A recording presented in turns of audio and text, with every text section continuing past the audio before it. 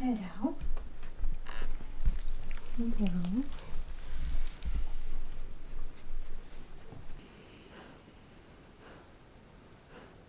So we had a fire. Everyone's okay, nothing's burnt or damaged. There's a tiny bit of burning, but it's not ruined anything.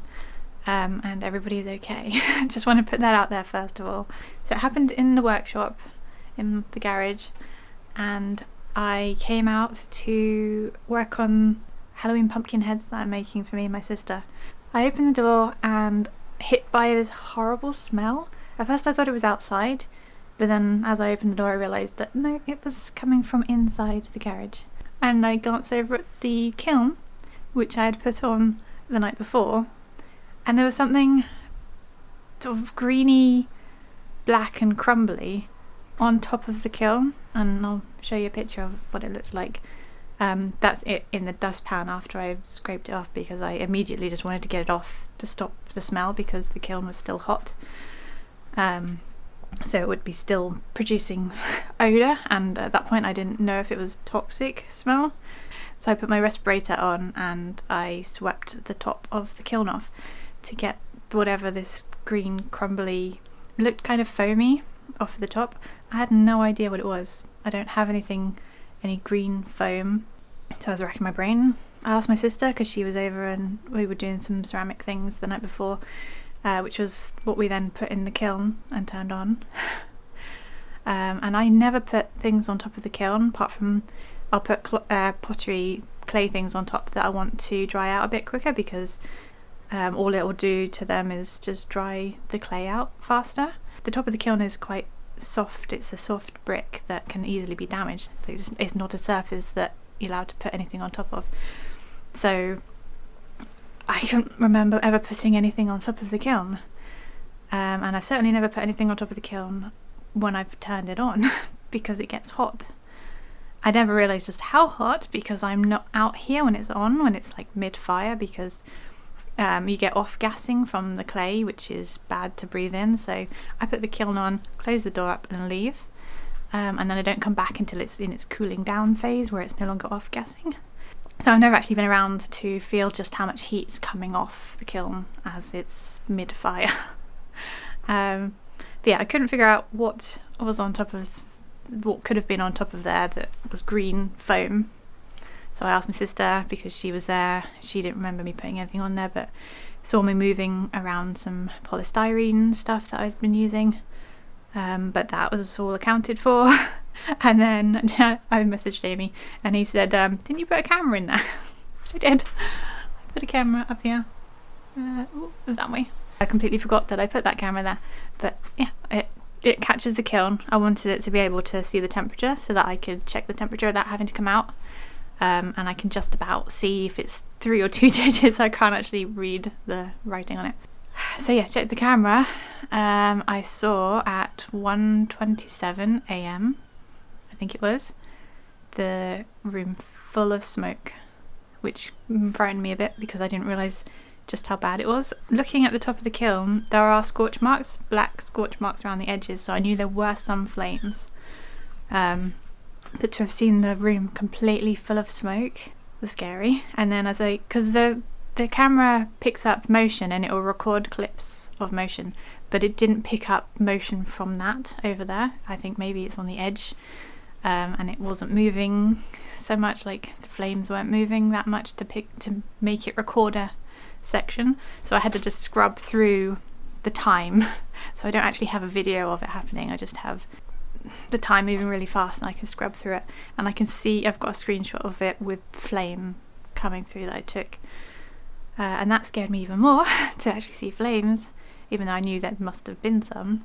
And then I went back further to beyond before it happened, and it was my gloves. It's my heat-proof gloves that I use to take things out of the kiln when they're a little bit too warm still. They're made of leather, so not plastic, so not toxic, but I did still wear my mask until the odour had, it's still smelly. I opened up both the doors to vent out the smell and any potential bad gases, but it's not. It's just, well, it shouldn't be. It's just leather. But they're orangey yellow gloves. and they turned into green foam with little bits of black mesh fabric which just crumbled in my fingers. I didn't expect them to turn into that, but it was, that's why I couldn't tell what it was that was on there, because they looked completely different after. But just shows that they may be heat proof, but they're not that heat proof. The kiln at its hottest gets to over 1200 degrees Celsius. That's what I've got it set for a glaze firing. There's a tiny little bit that had fallen off the edge of the kiln, but because it's surrounded by concrete and the kiln itself is fireproof, the fire didn't spread anywhere, thankfully. And it didn't look like the flames were very big. They were like quite short flames, and only a small portion of it actually seemed to catch fire. But yeah, that was very scary. So I contacted an electrician immediately. He's a friend, and he's going to install a fire alarm above the kiln. So it'll be wired in basically, so that if any smoke is detected out here, it will set off the fire alarms in the house, so we'll actually be able to hear it. Because if it just went off out here, the likelihood is we wouldn't hear it, because the garage is not attached to the house, so you've got like 2 layers of brick. I quite often put the kiln on during the night because it's quite a long fire. It goes all the way through the night. Well, it goes to like the middle of the night, and then it goes into cooling down phase, so it's just easier to do it during the night and nobody would notice it. I'm also getting these little fireball extinguisher things, which will automatically pop, I guess, and put out a fire underneath them, so I can put one up here so that it can go down to here. So I might as well show you.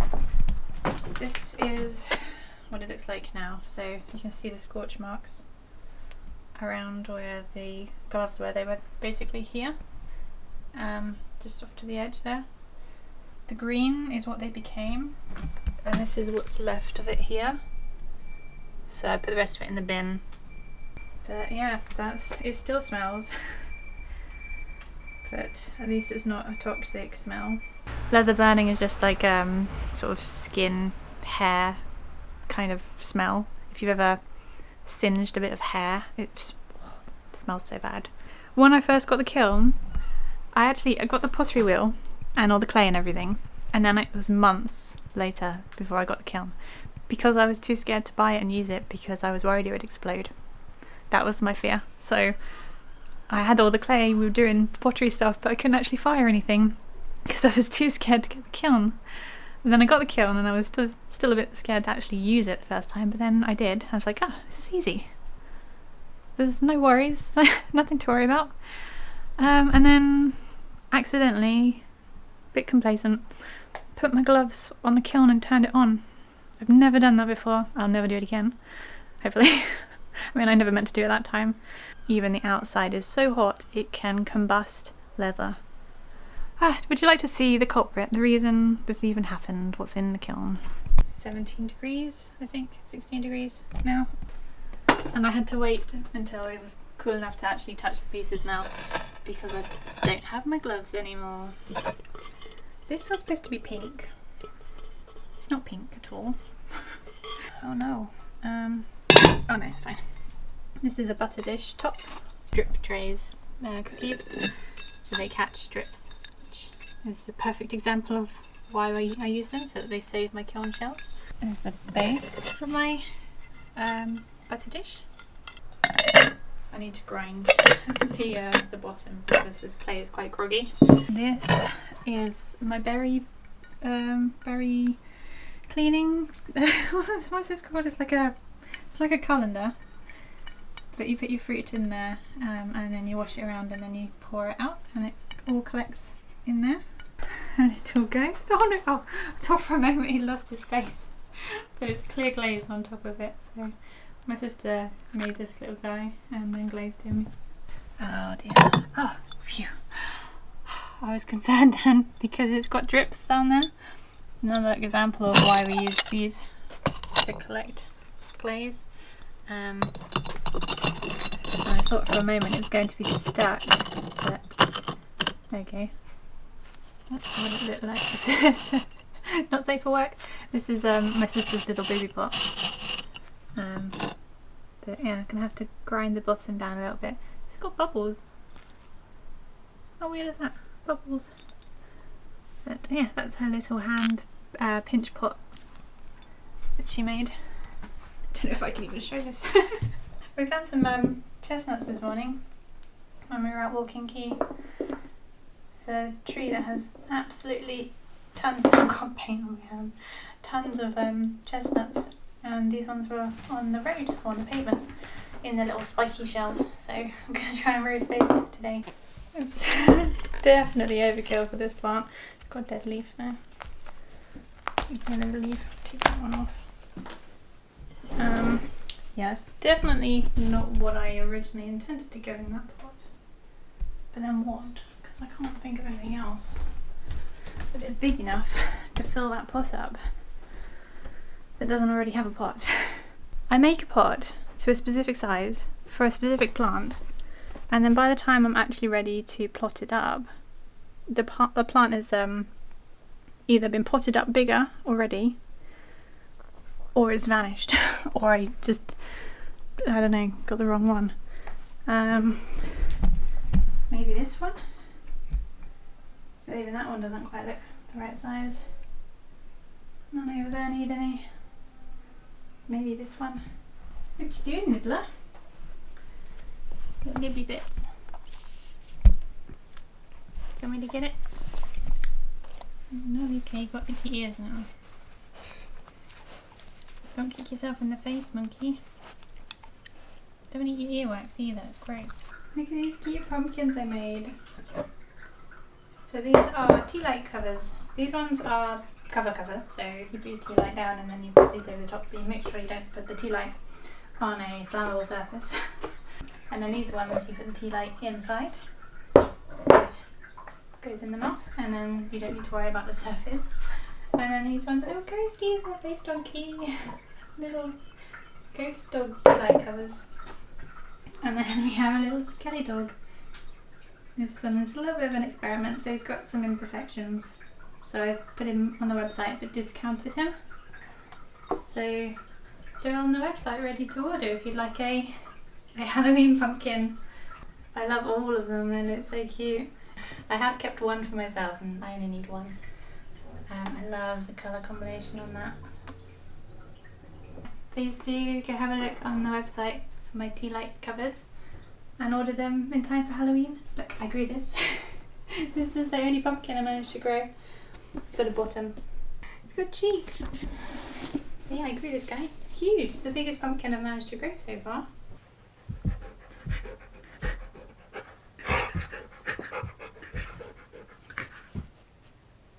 Why are you smelling my hair?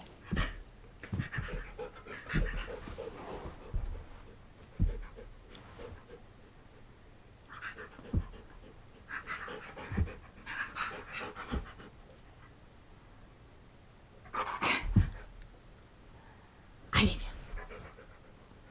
Good.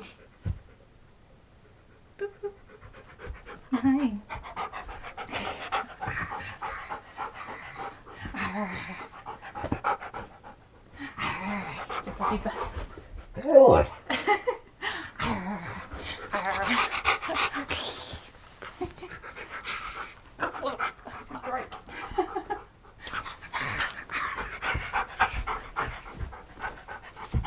Go stepping on me.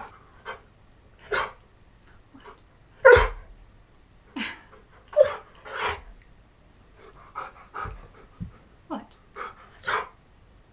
I can get you. I can get you. You dribbled on me. There. And now you just made it worse. Now it's nose wet as well. I don't want it.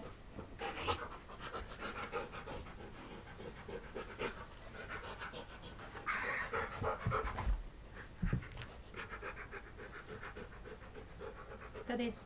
It's mine now. It's mine now. Oh, okay. You're not supposed to just move your foot out of the way, are you? Stop see my hand, you? My hand's all shiny when you're slobbers.